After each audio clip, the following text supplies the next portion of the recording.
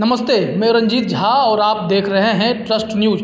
हमारे साथ हेमंत सर लगातार बने हुए हैं, क्योंकि बीपीएससी पेपर लीक को लेकर लगातार हम लोग भी अपने एंड से कोशिश कर रहे हैं कि तह तक पहुंचने में सबकी मदद करें और हम लोग भी खुद की मदद करें और आपके भविष्य के साथ आगे खिलवाड़ ना हो, इसके लिए भी कोशिश कर रहे हैं। एक के बाद एक कई खुलासे हो रहे हैं। आज चर्चा यह है क्या बीपीएससी जो आयोग है उसको सवालों के घेरे में नहीं रखना चाहिए, क्योंकि एक ऐसी बातें सामने आई है जो चौंकाने वाली है।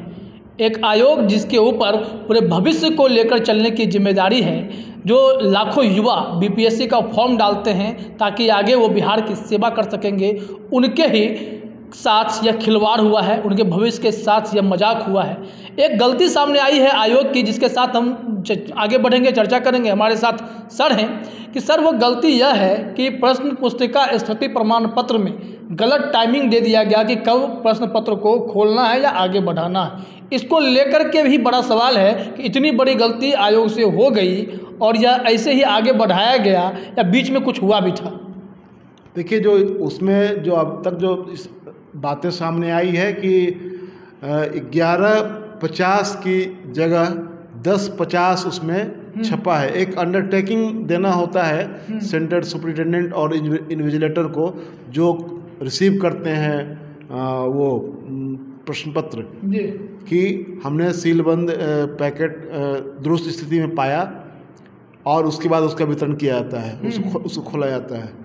तो वो 10:50 की जो टाइमिंग है, जो उसमें जो फॉर्मेट बना हुआ है, जो आयोग की ओर से जारी किया जाता है, उस फॉर्मेट में परीक्षा का नाम होता है, समय होता है, सेंटर का नाम होता है, तमाम चीज़ें रहता है और उसमें टाइमिंग ये दिया रहता है।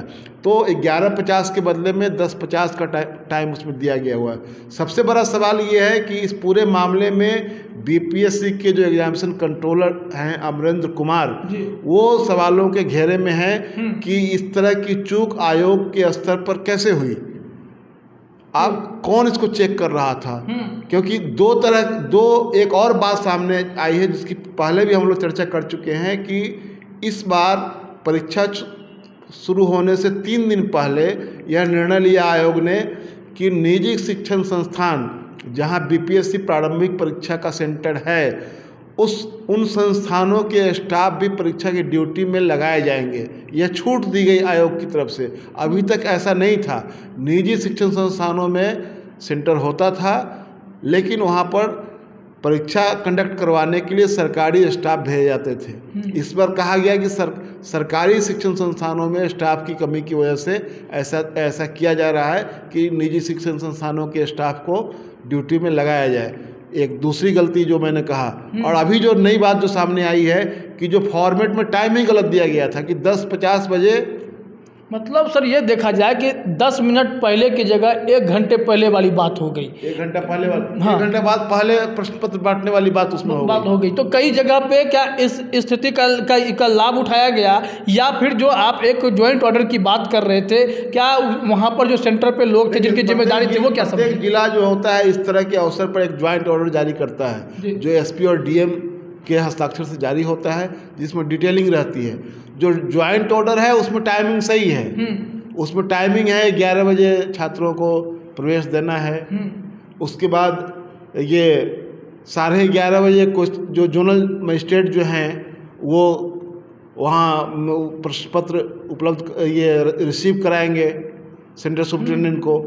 उसके बाद वितरण की जो व्यवस्था है उसमें है कि 11:45 में आपको आंसर सीट उत्तर पुस्तिका छात्रों को दे देना है, क्योंकि उसको भरने में टाइम लगता है। 10 मिनट बाद 11:55 में आपको प्रश्न पत्र देना है, क्वेश्चन पेपर, जो सबसे मूल चीज़ वही होता है। तो इस टाइमिंग के लिहाज से 10:50 उस फॉर्मेट में भरा हुआ था। तो ये इतनी बड़ी चूक हुई और आयोग ने भी माना है कि गलती हुई है, चूक हुई है।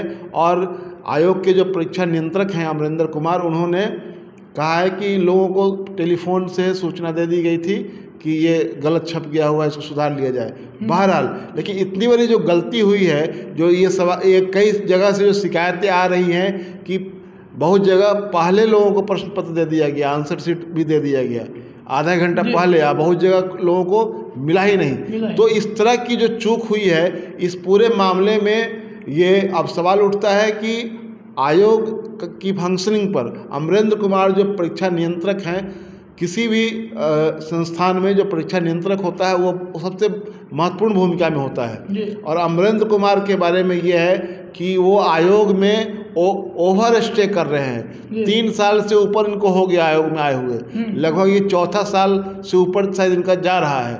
और इनके खिलाफ एक जांच भी पहले से चल रही थी, जिसकी वजह से इनको आईएएस नहीं मिला था। ये डीडीसी थे और उसके बाद ये आयोग में ये कंट्रोलर के रूप में यहाँ तैनात हैं।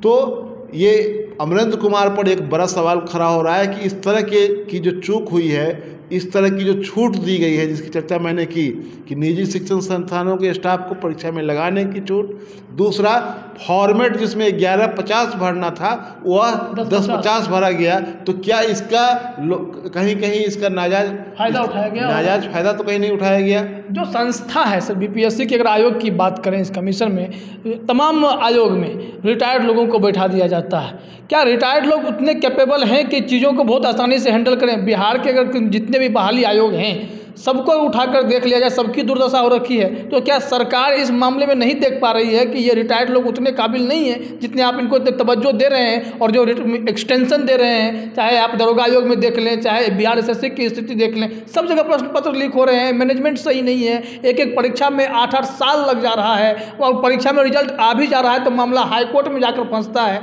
आखिर कैसी तैयारी है, कितने काबिल हैं ये लोग? अमरेंद्र कुमार तो रिटायर अभी नहीं है, वो तो सेवा में ही है। लेकिन बीपीएससी के जो चेयरमैन जो हैं वो आर.के. महाजन, अध्यक्ष के पद पर आर.के. महाजन तो रिटायर होने से जस्ट पहले वो वीआरएस लेकर के और इनको इधर ले आया गया इनको। जो मेंबर्स होते हैं और जो चेयरमैन होते हैं इस तरह के लोग, उसमें तो बहुत सारे रिटायर हो जाते हैं। तो वो सवाल ये है कि आप कैसे आयोग को चला रहे हैं। जो बार बार ये कहा जा रहा है कि अमरेंद्र कुमार पर भी बड़ा सवाल है और इस पूरे मामले की जो जांच चल रही है, पेपर लीक कांड की जो जांच चल रही है, जिसको ईओयू की एसआईटी जांच कर रही है, जिसको वहाँ के एसपी जो हैं सुशील कुमार वो उसको लीड कर रहे हैं। तो इस पूरे मामले में ये है कि अमरेंद्र कुमार की भूमिका भी अब सवालों के घेरे में है। इस तरह की जो चूक हुई है, आखिरकार ये कैसे चल रहा है? और सबसे बड़ी बात है कि सर जो आर्थिक 1150 की जगह पर आप 1050 छाप करके एक फॉर्मेट भेज देते हैं जिसमें अंडरटेकिंग देना होता है कि हाँ हमने सील बंद दुरुस्त हालत में प्रश्न पत्र का पैकेट पाया। स्थिति प्रमाण पत्र उसको कहा जाता है, इसमें प्रमाणित किया जाता है कि हाँ वो सब कुछ दुरुस्त हालत में है। तो क्या आर्थिक अपराध इकाई की जो एसआईटी बनी हुई है, क्या बीपीएससी के अधिकारियों को उस हिसाब से, उस नज़रिए से देख पा रही है? क्योंकि अगर प्रश्न पत्र कहीं से उठा और कहीं पहुंचा होगा तो शुरुआत तो बीपीएससी से ही होगी, क्योंकि वहीं से उठ करके जिला में जाना है या फिर कहीं पहुंचना है। जाने का रूट तो हम लोग पहले भी चर्चा कर चुके। जाने का रूट है कि जो प्रश्न पत्र छप करके आता है वो बीपीएससी के स्ट्रांग रूम में सबसे पहले आता है और यहाँ से प्रत्येक जिले का एक मजिस्ट्रेट नियुक्त किया जाता है जो बीपीएससी से रिसीव करता है और लेकर के जिले के स्ट्रांग रूम में फिर उसको रखा जाता है और जिले के स्ट्रांग रूम में रखा जाता है और फिर उसी रूट से रिवर्स गियर में आप कह लीजिए फिर वापस उसी तरह सब कुछ आता है बीपीएससी के पास। तो वहाँ जिलों में जो वितरण की व्यवस्था है कि जिला का जो स्ट्रांग रूम है वहाँ से प्रत्येक सेंटर के लिए एक जोनल मजिस्ट्रेट होता है जो वहाँ से रिसीव करेगा प्रश्न पत्र और ये आंसर शीट, और ये दोनों ले करके वो सेंटर संबंधित सेंटर पर जाकर के वहाँ रिसीव करवाते हैं। तो पूरी प्रक्रिया बनी हुई है। टाइमिंग भी हमने बताया आपको कि इस टाइम, तो उस टाइमिंग में जो गलत फॉर्मेट छप करके गया था इसका नाजायज़ फ़ायदा तो कहीं नहीं उठाया गया, क्योंकि जो जिलों का जो ज्वाइंट ऑर्डर है उसमें टाइमिंग सही है। उसमें 11 बजे छात्रों को एंट्री देनी है, उसके बाद 11:30 बजे आपको प्रश्न पत्र रिसीव करवाना है। अब 11:30 बजे रिसीव करवाया गया या पहले रिसीव करवाया गया, पहले खोला गया या बाद में खोला गया, ये भी जांच का विषय है। क्योंकि आरा के जिस सेंटर पर प्रश्न पत्र पहले मिलने की शिकायत आई थी तो जाहिर सी बात है कि उसको पहले खोला गया और तब पहले बट गया था। सही बात है।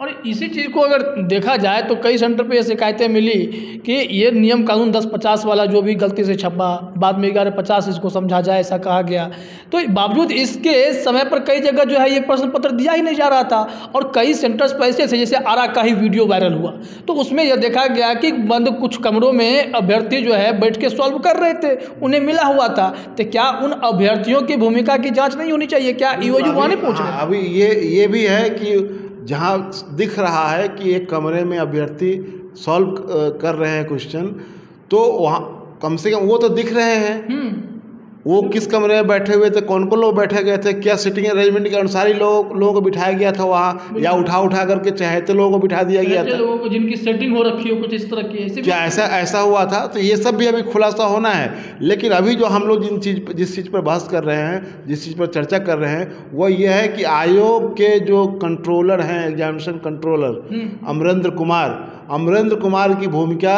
सवालों के घेरे में है, और एसआईटी को इनकी भी जांच सघनता से करनी चाहिए कि आखिरकार इनके लेवल से इस तरह की जो गलतियां हुई है।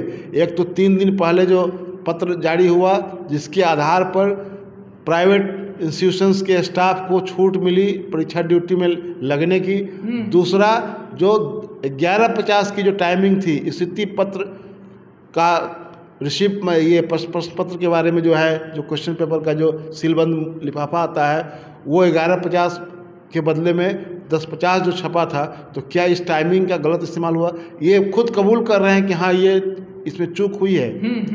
आयोग के जो कंट्रोलर हैं, एग्जामिनेशन कंट्रोलर अमरेंद्र कुमार, वो एक अखबार के साथ बातचीत में उन्होंने कबूल किया है कि हाँ ये चूक हुई है। तो आखिरकार यह चूक कैसे हुई, दूसरा इस चूक का कहाँ फ़ायदा उठाया गया, इस मुद्दे पर जांच बहुत ज़रूरी है, क्योंकि अमरेंद्र कुमार की भूमिका इस वक्त जो है बिल्कुल सवालों के घेरे में आ गई है। और हमें भी लगता है कि बीपीएससी के अंदर भी एक बार छानने की ज़रूरत है, क्योंकि वहीं से भी कुछ न कुछ बड़ा सुराग हाथ लग सकता है पेपर लीक को लेकर के। आप क्या सोचते हैं सर?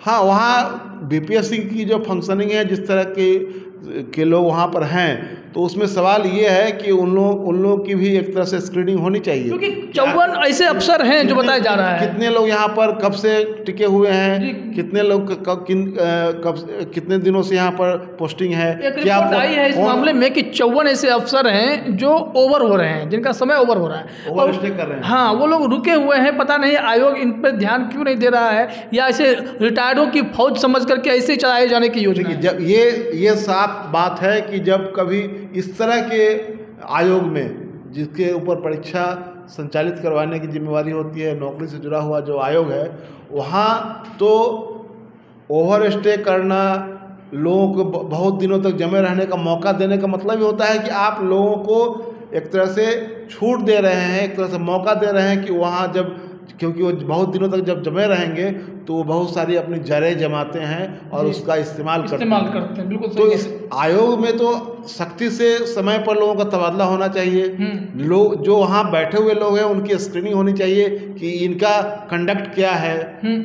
ऐसे लोगों की तो स्क्रीनिंग होनी चाहिए कि आखिरकार ये जब आयोग में आए हैं तो इनका किनसे जुड़ाव है, कहाँ आते जाते हैं, ये तमाम तरह की इनका पर्सनल कंडक्ट क्या है, ये सब देखा जाता है। लेकिन यहाँ यह नहीं देखा जा रहा है। आरोप ये लग रहा है कि आयोग में पूरी तरह वो एक जाति विशेष के लोगों को भी भाड़ा गया हुआ है। एक ही किस्म के लोग वहाँ पर हैं और ओवर स्टे कर रहे हैं। और अमरेंद्र कुमार के बारे में है कि ये 3 साल से ऊपर लगभग चौथा साल ही पार कर रहे हैं।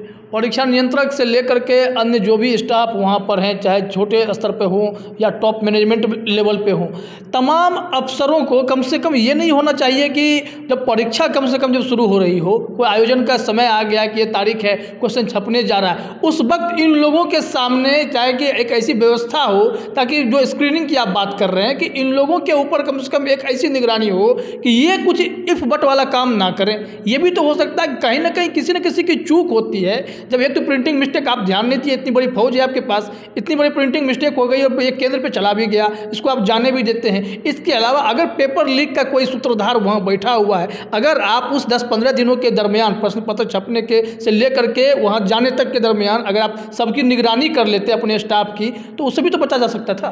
बिल्कुल सही।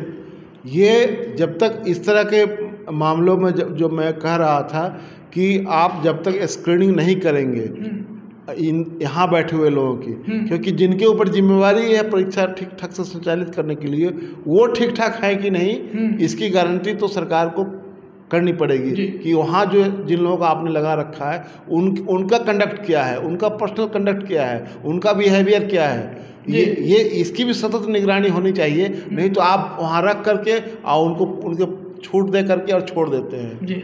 तो इस मामले में अभी हम लोगों की बातचीत लगातार जारी है।